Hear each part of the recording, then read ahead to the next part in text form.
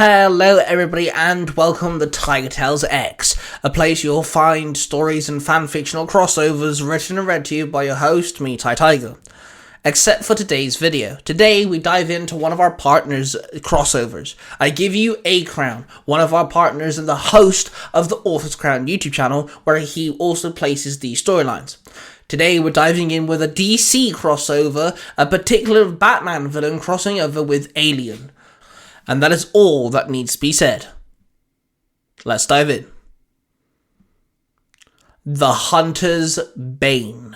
And run through the dense jungle, yelling at each other. They stop as something is rustling in the trees behind them. They fire their weapons, both of them emptying their magazines. After reloading, they both look at each other and then look back. And the first man says, "Go check it out. It's still there." The second man looks at him bewildered and says, "Why do I gotta check it out? Why don't you go check it out?" And then replies, "Because El Jefe put me in charge, unless you want to question what he says." The second man thinks about it for a moment and then goes to check. He looks around, sees nothing, and then looks back at the other guy and says, "There's nothing." Then before he can finish his sentence, he's quickly pulled back into the jungle, screaming, firing his gun off into the air. The first man fires his weapon again. It hits nothing but trees. He begins running and trips. As he falls to the ground, he fumbles for his walkie-talkie. Finally gets a hold of it. He starts screaming, "Somebody help me, please! The demon had killed them all!" After no one replies on the walkie, he hears a strange, animal-like sound and looks back towards the jungle. He sees the shape of something approaching him with glowing eyes, leaving behind only his gun and a blood-covered walkie-talkie. Shifts to the dark prison known only as Peñadora. In what was once the warden's office, a man sits alone, going through some dossiers marked GCPD. He tosses one aside and a surveillance photo of a man in a green question mark suit falls out. He then grabs another file, this focusing on this one longer, the tab on it saying Wilson, Slade. He says to himself, "A death stroke. You know, for the world's greatest assassin, you sure end up imprisoned quite often. I'm sure your friend Waller will have you out and serving in her suicide squad in no time." Tosses it to the side as well, and then leaves his office. He passes by some henchmen who salute him, but he just walks past. He soon arrives at the fight pit, set up to keep the men sharp and full of energy. He removes his coat and steps into it as the crowd begins to get very excited at his presence. The man across from him salutes him, and the man in charge says, "Fight!" His opponent charges him, but he easily takes him down. The man gets up and attempts a wild swing, but he just blocks it and kicks him back to the ground. Walks over to the fallen opponent and finishes him quickly, as two other men come to pull the body away. The man in charge walks back over and raises his hand, but even in victory he feels nothing. No joy, no happiness, no rage, just indifference, complacency. And the man's second in command runs in saying, "Sir, we have something you need to hear." The man picks his coat back up and leaves as the crowd begins to chant his name. Bane! Bane! Recently taken full control of Peñadora and the surrounding areas. This had left him in somewhat of a rut. He felt it was boring and administrative. Nothing seemed to bring him joy anymore. So when he listened to this audio of his men Felipe and Joaquin, just seemed like more mind-numbing work to him. Arturo, his second in command, says, "He said a demon. You know any demons in this jungle?" Bane responds, "No. Do you have any proof to this demon claim?"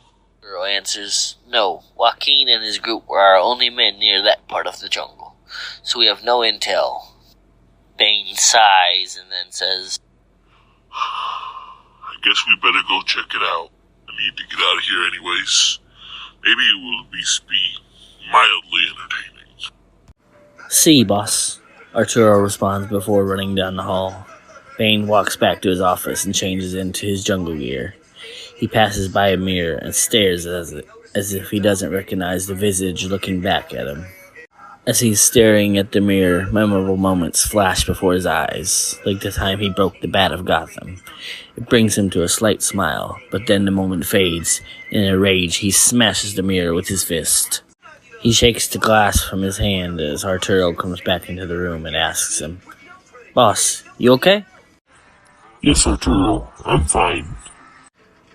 Bane replies, and the two men leave the office and head towards the garage. After arriving at the garage, they jump into a Jeep with a man known only as El Scorpio. Arturo takes the driver's seat and starts it as they drive off out of the prison, as other Jeeps follows behind them. The two Jeeps drive down the road and Bane looks out towards the jungle as the men in front talk. They soon roll into the village and some of the people run inside when Bane and his men pass by. They stop just as they arrive at a small shack, and Arturo says, "This is where our men had stationed themselves." Bane hops out of the Jeep and enters the building. He examines the area and finds nothing that gives any clues as to what happened. As he continues examining, Arturo gets his attention and says, "Boss, this child here, he says he knows something about what happened." Bane walks over and kneels, saying, Speak, child. The boy, frightened by Bane, nervously says, "The men went into the jungle after a man was speaking ill of you, Senor Bane." Is that all? Bane asks. The boy nods his head and Bane waves his hand, telling the boy, Thank you, son. Now go home. As the boy runs away, El Scorpio walks up and asks, "Should we call in some more men to help us search?" Bane looks at the jungle and says, No, we will venture on with the men we have. Scorpio and Arturo walk over to the others and tell them to get ready. Bane goes in first as the others follow behind him. As they venture inwards, Bane senses something amiss about the jungle. He looks around and sees something off in the distance. He sees nothing else, so he dismisses it as the heat attempting to fool his sharpened mind. The men continue walking for a few miles as the heat begins to beat down on the dense jungle atmosphere. As the sun begins to set, the group stops for the night. As they're setting up their camp, a large animal charges out of some brush. The men ready themselves, and it's revealed to be a large boar. It charges, but Bane easily stops it with his bare hands. Bane easily lifts the beast by its tusks and swings it through the air, smashing it into a nearby tree. And the beast's bones crack, and it squeals out in pain. Bane approaches the wounded beast and looks down as it squirms and squeals. He then places his boot on its neck and presses down with just enough force to snap it and put the animal out of its misery. He looks at it and then orders the men to cut it up for the meat. Not long after, Bane sits by the fire with his men as they pass around a bottle of alcohol to drink with their boar. He looks up towards the stars, trying to think of some way to rid himself of the complacency he has found himself feeling. One man says as he takes a swig of the drink, "There's no such things as demons you can see, right?" Another man, possibly the youngest of the group, says, "They're real. Mi hermano in Guatemala told me a story about a group of Americans that came to the country and took out a group of Russians and freedom fighters. After that, they say the jungle, it came alive and killed nearly all of them." Scorpio takes a bite of his boar and says, "That's nothing. Mi primo in Los Angeles was part of a Colombian gang. He was in a shootout with the cops, and something broke through the roof and killed him and his friends. The cops thought it was the Jamaican gang, but then the leader of the Jamaicans had his head cut off. No one ever found out who did it, but some people there said it was a demon." Arturo looks over at Bane and asks, "What do you think, boss?"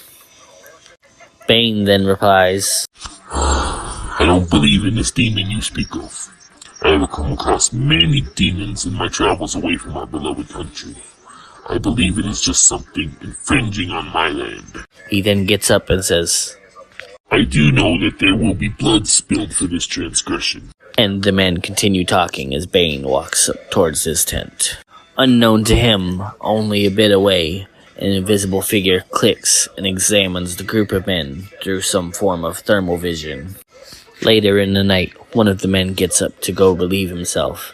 As he's walking away to do his business, he hears a voice say, "The jungle came alive." The man, frightened, turns around and says, "Juan, is that you?"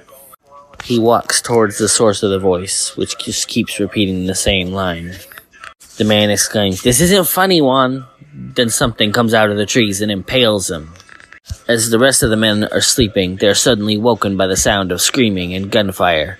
They all quickly grab their weapons and run towards the source of it.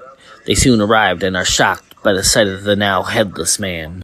Arturo exclaims, "Oh my God." As he examines the body, Bane walks up and looks around. Bane then takes a look at the body and says, Whoever did this was very strong. Fan out, search the area. The group does as he commands, looking around for any sign of the attacker or attackers. Bane continues looking at the body, and as he sees the wound, he says, It used some kind of cylindrical weapon, almost like a spear. Arturo then takes a look at the wound and says, "So was it a man?" Bane stands back up and checks the area as the other men return with no findings. He then looks up towards the sky and says, Okay, it will be dawn soon. Let's go gather our things and then keep moving forward. As the other men head back towards camp, Arturo asks Bane, "What about the body?" Bane looks back at it and then looks at Arturo and then walks away, saying, Leave it. There's nothing we can do for him now. Arturo then rushes to catch up with Bane as they head back towards camp. A few moments later, they arrive back at the campsite, and Bane looks at the surrounding jungle. Arturo sees Bane just looking and asks, "What is it, boss?" As Bane continues looking around, he answers, There's something out there in those trees. I don't know what it is, but there's something there. "That can't be a good sign," Arturo replies. Bane turns from looking at the jungle and then looks at Arturo and says, Tell the men to stick together. Arturo begins telling the men, with more screaming echoes across the jungle as birds fly out from the tree line. Bane yells, What was that? Who's missing? Arturo draws his gun and leads the men towards the source of the sound. As they cut their way through some vines, they find an even grislier scene than the last one. They see the young man, Juan, hanging from a tree, skinned from head to toe, as he is screaming in the worst kind of pain. Some of the men throw up at the sight. "Dear God, who did this?" El Scorpio says as he looks at Juan, trying to figure out how to help. "Please, kill me," Juan stutters out. As some of the other men figure out how to get him down, Bane walks up and looks at him and calms him before saying, El Scorpio asked you a question. Who did this to you? Juan, gathering his voice, responds, "I didn't see it. Please, boss, help me." Bane, knowing the young man is in pain, obliges him and reaches up, placing his hands on both sides of Juan's head and twists it, snapping the man's neck and putting him out of his misery. Bane steps away and looks around for tracks but finds none. Arturo says a prayer, and Bane then says, First it took a head. Now it has skinned one alive. Whatever this thing is, it's a hunter. Arturo asks him, "How do you know this?" Bane steps back towards the body and says, Notice how it waits until somebody is separated from the group to strike. He points around at the ground and says, It leaves no tracks that would lead us to where it came from. He points back at Juan's body and says, Skinned one alive to draw us here to his screaming, similar to using an animal call. The way it skinned him, like the way men remove skin from a deer. And the very last sign is it took the last man's head like a trophy. "So now we're being hunted?" Arturo asks Bane as the men cut down Juan's body. Bane answers, Yes, but that gives us one advantage. Scorpio looks over at Bane and says, "If we're being hunted, then that means it's coming back." Very good, Scorpio. Let's head back to camp and regroup. Bane says as they walk away. From afar, the mysterious hunter crouches down on a tree branch and examines the group of men. As it looks at them, it notices something off about the biggest one, who seems to be the leader. It then presses a button on its wrist device, switching through different fields of vision. It stops when it reaches a frequency that scans the radiation of different chemicals. The hunter notices that the large man has some strange chemical substance coursing through the tubes, coming from its belt and into its veins. The hunter then leaps over to another tree to gain a better vantage point of the men and sees them heading back towards their camp. A short time later, Bane and his remaining men walk around the campsite. Arturo begins to hear a strange beeping noise. He follows it and finds the source being one of their tents. Arturo opens the tent and begins to walk inside. As he does, Bane yells, Stop! Don't get close to it! Arturo turns and looks back at Bane as an explosion goes off, sending him flying through the air. Bane and El Scorpio run over and check on Arturo. As they do, a disc flies through the air and slices through one of the other men. Bane looks over and sees the man's body fall and says, Boss, we need to go, now! Bane just crouches by Arturo and says, I'm sorry. Then something invisible flies through the air, impaling another man. It soon appears and is revealed to be a very long spear. El Scorpio joins with the remaining men, firing in all directions. As they do, Arturo reaches up for Bane, and as he takes his last breath, he says, I'm sorry. His body then slumps back down to the ground. Bane then lets go of him and stands up, looking at the carnage all around him. Then, as the other men are firing all around them, a large invisible shape lands between them. The hunter presses a button on his device and appears for the first time. It roars and swings its hand, striking the men with a claw blade coming from its gauntlet. Bane looks over and sees the creature. It's garbed in armor covered in fishnet-like material, with a skull attached to its belt. It also has large dreadlocks extending out of a black metal helmet. Bane charges towards it, and then the hunter growls and launches a net out of its wrist device at him. The net pins Bane against a nearby tree. The creature turns its attention back towards the men, as it blocks a swing from a machete of one of them. It takes its wrist blade and jabs it into the man's stomach. As they are fighting the creature, El Scorpio runs over and tries to cut the net from Bane, but the blade of his knife breaks off. Net then constricts onto Bane's skin, leaving 9 marks. As the last remaining man takes a wild swing with its machete, the creature catches it and grabs him by the neck.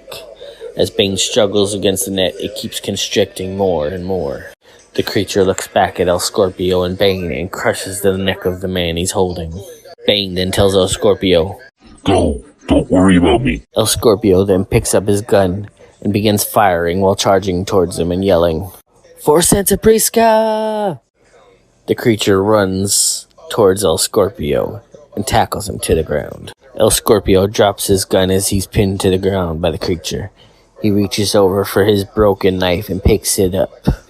Bane yells from under the net, which draws the creature's attention. El Scorpio takes advantage of the distraction and plunges the broken blade into an open area of the creature's armor. As it pierces its skin, bright green blood oozes, and the hunter roars in pain.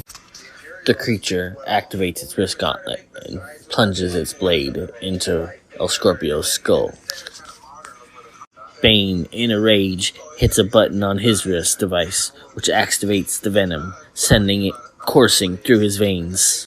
His size increases along with his strength, and he breaks the net wide open, and the creature looks at him as if he is in shock that someone broke his net. Bane then charges once again at the hunter, this time directly smashing into it. It pushes back, but the hunter regains its composure and stops the push as the two grapple for dominance.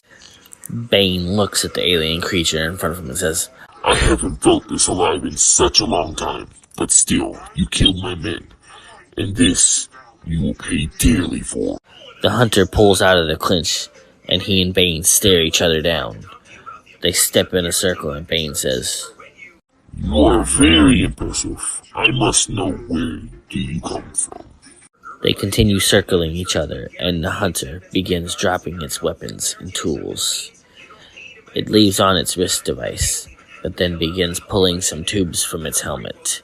Bane stops his circling as the hunter removes his helmet. The creature reveals its very large head, with two big mandibles on the side of it, with fang-like teeth extending from them. The hunter looks at Bane and then roars, and then the mandible extends outwards, revealing a bottom row of teeth. Bane readies himself, and then the creature roars again and swings its clawed hand at him. Bane barely dodges the swing and falls to the ground. He gets back up and regains his balance, throwing a punch at the creature. The hit knocks the creature back a few steps, and then it comes back with a kick directly to Bane's chest. Bane's wrist device begins beeping. Bane then looks down and realizes his venom burst is wearing off. So he picks up a log with his remaining strength and swings it with all his might. The hunter blocks it, but is still knocked to the ground by it. Then, as Bane's venom wears off, he reaches down and picks up a knife from the ground. The hunter sees this and then readies his wrist blades. It swings the blade, but Bane blocks it with his knife, and the weapons clash, sending sparks flying. Bane pulls the hunter close and headbutts it, but the creature answers back with a headbutt of its own. They both stumble back from it, and Bane examines the wound in the creature's neck that El Scorpio had made, and then he looks at his venom vials. Bane then charges it again, and this time it goes for its legs, tackling it to the ground. Bane readjusts his position and rolls around with the hunter until it gets behind him and placing him into a chokehold. But as he does, the hunter plunges his wrist blades into Bane's side. Bane yells out in pain, but then pulls out one of his tubes, shoves it into the creature's open wound, and then presses the button on his wrist device again, activating another venom burst. This time the venom coursing through the tube into the hunter's neck. As it does, the hunter pulls away from Bane and goes into a frenzy, roaring and screaming in pain. Bane gets himself up to a kneeling position, places his hand over his wound, and then looks at the hunter going wild. He sees Arturo's pistol laying nearby and then walks over and grabs it. He takes aim at the hunter and says, "This is for Arturo and all the other men, you ugly mother..." The creature roars one last time, and Bane fires. The bullet, piercing the creature, causes a chemical reaction with the venom in the creature's blood, causing it to explode, covering Bane in the creature's bright green blood. Bane then tries to keep himself standing, but falls back to the ground from the exhaustion of blood loss. He rolls over onto his back and looks up at the sky as his vision fades and everything goes black. This crossover was written and read to you by A Crown, a partner of Tiger Tales. It was also uploaded on the Author's Crown, where he also uploads more crossovers and fantastic stories. So make sure you go check out that YouTube channel after you've subscribed to this one. Now on with our outro. Thank you everybody for listening to this video and checking out the stories.